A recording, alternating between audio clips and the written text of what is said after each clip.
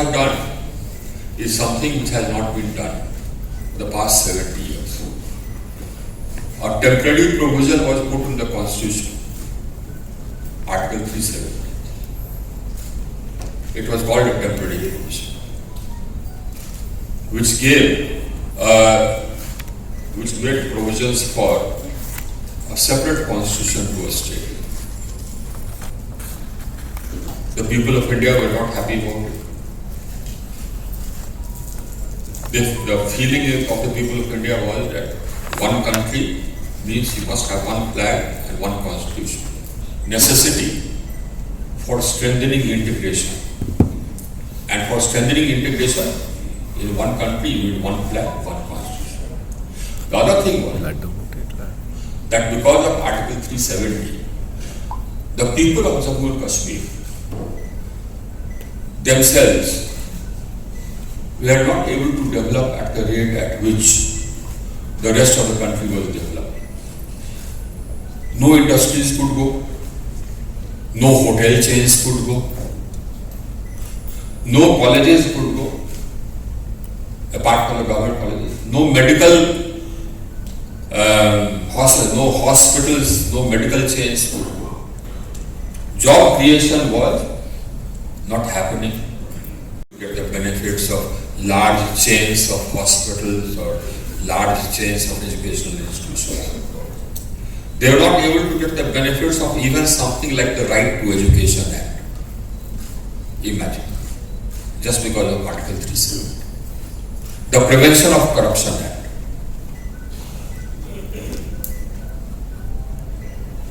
A number of, I can read out the number of acts which could not be extended, which were not extended to Jammu and Kashmir towards a 5 trillion economy. Now, this is a goal which we have set for ourselves, and we will achieve it.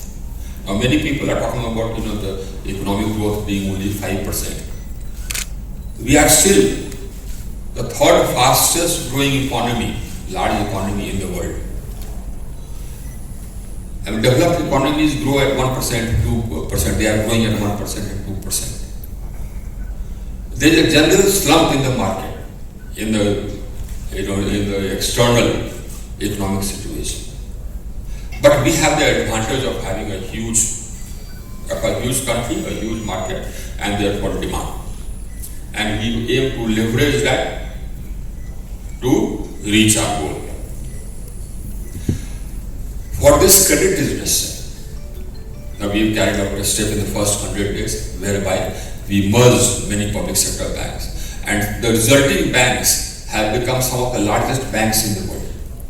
So the capacity to borrow money and the capacity to lend money has increased. We have not only done this, we have also infused 70,000 crores into the bank.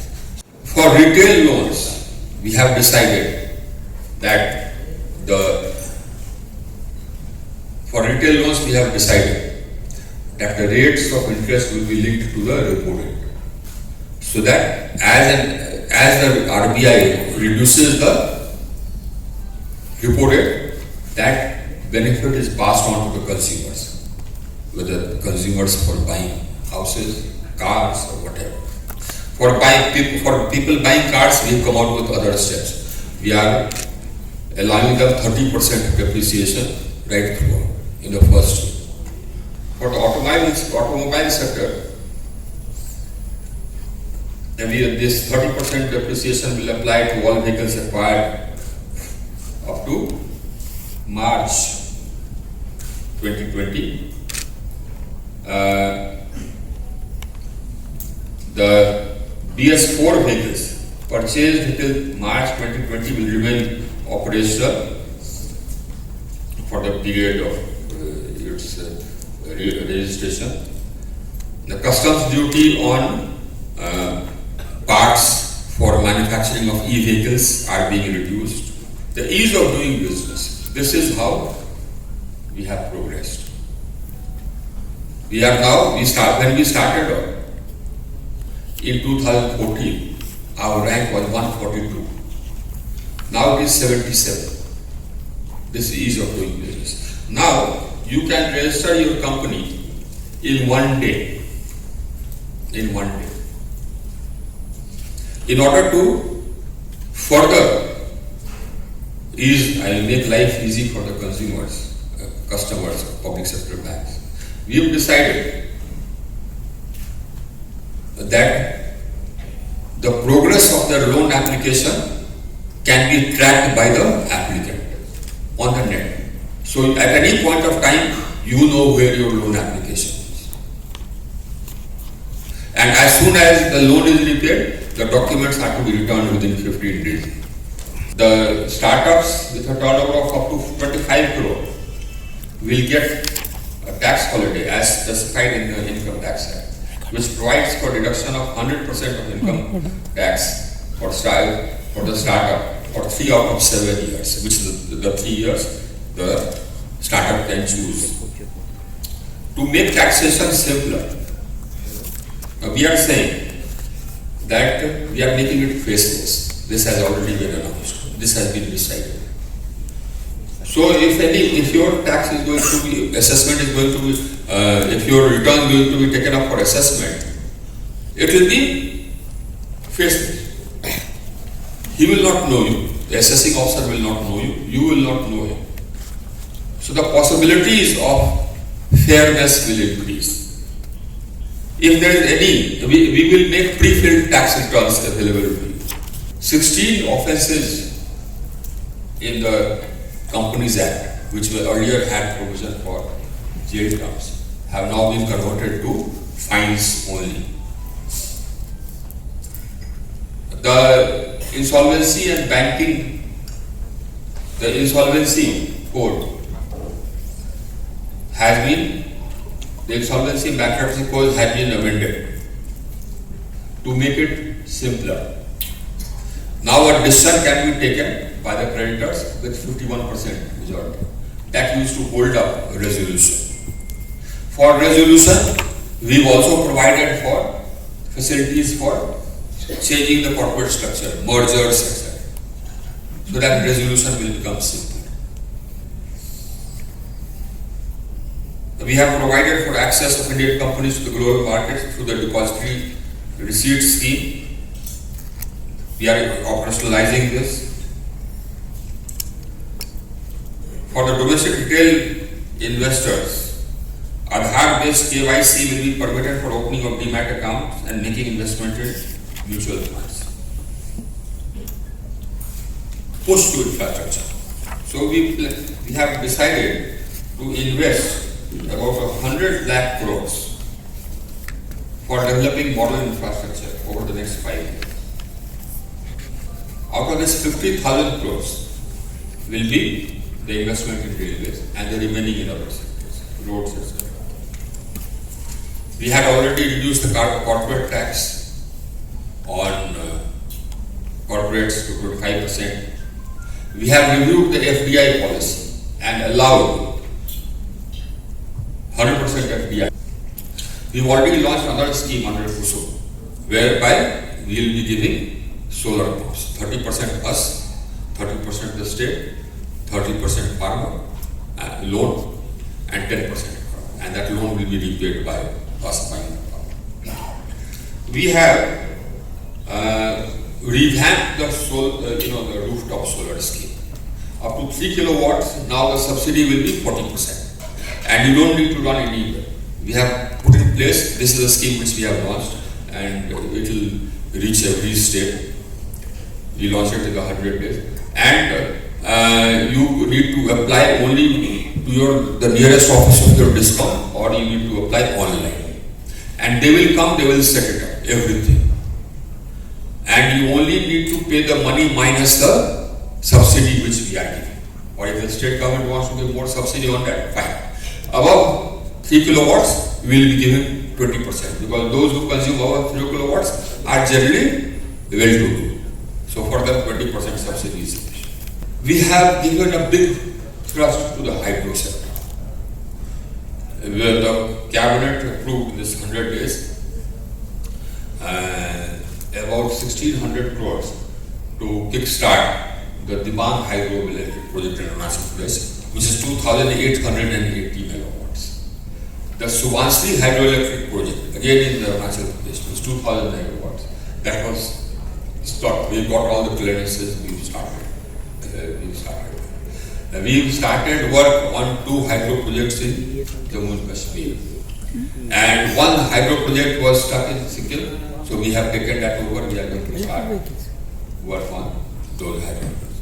In all told, about 8,000 megawatts are in the works for hydro. Now that tariff policy is a path-breaking policy. It has gone to the cabinet. Hopefully it will be passed quickly. In that, I am laying down for the first time in the power sector a bill of rights of the consumer. I have said that the consumer has rights, and I have said that the power sector exists for the consumer. And therefore, what are the rights?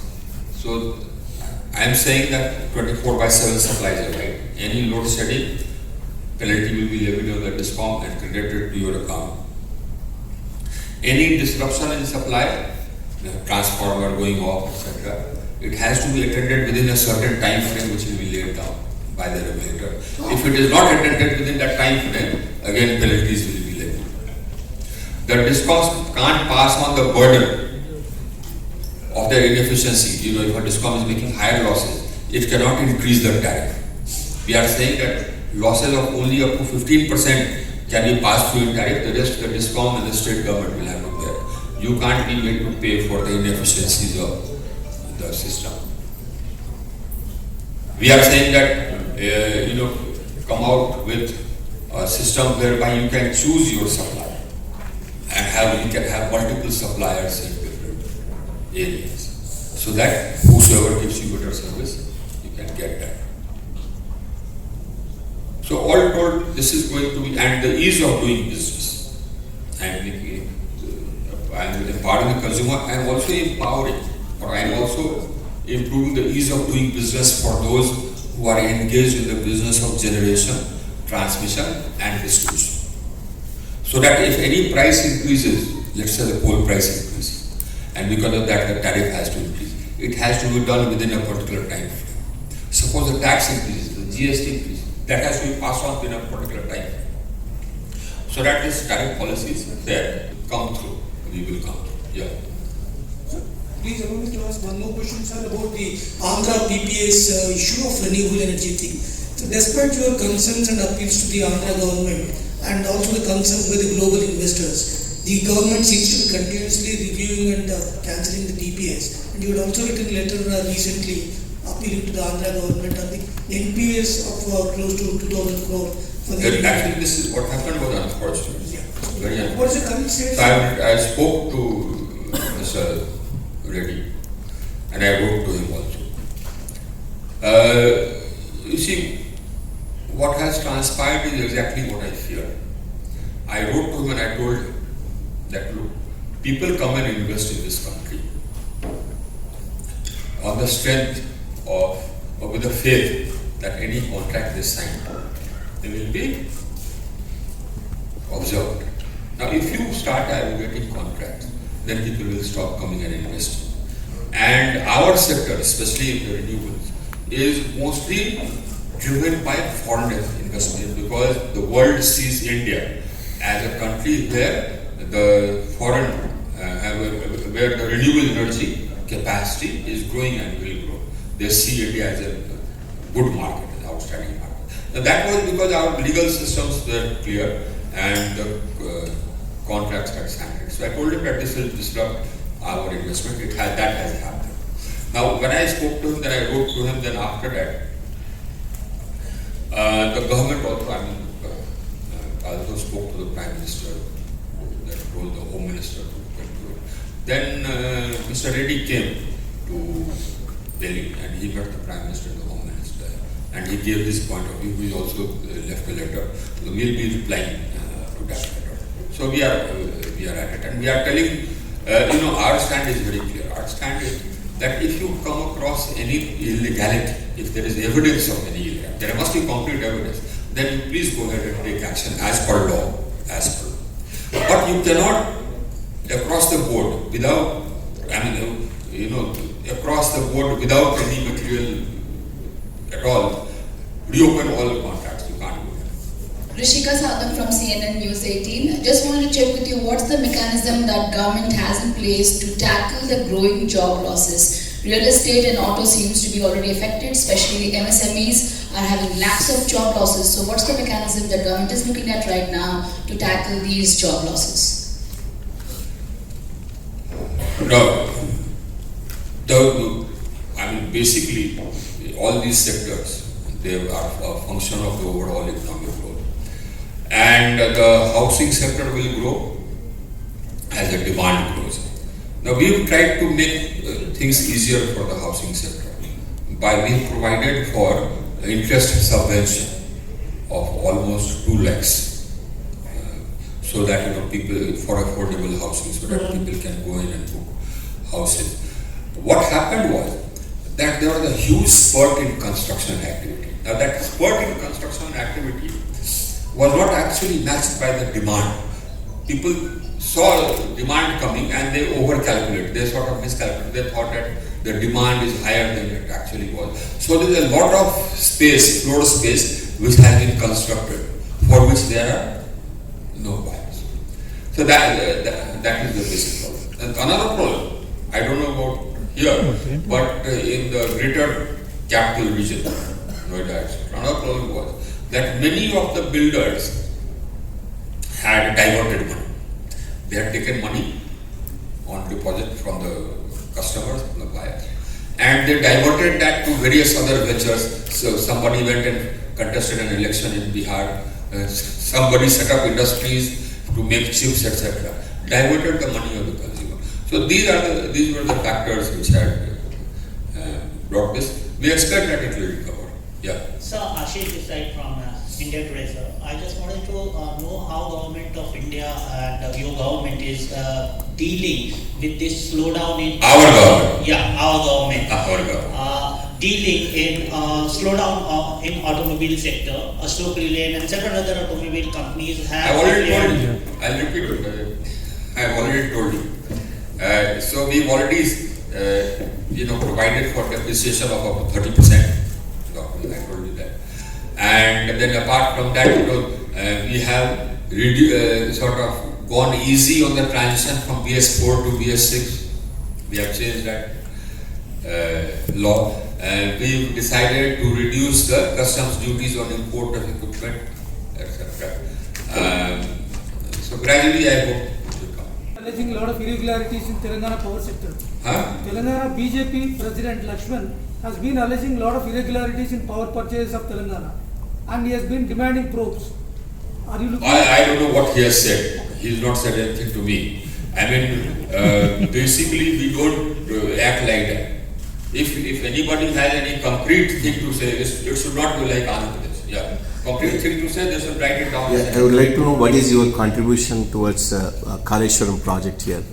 Do you have any specific plans for lift irrigation projects? Project, basically, next time I come, I have promised to spare a day and go there. You will be needing about 4,000 megawatts of extra power. Right now, we have enough capacity to provide whatever additional power Telangana needs or any state needs. So I don't see any problem. Anything else? Thank you.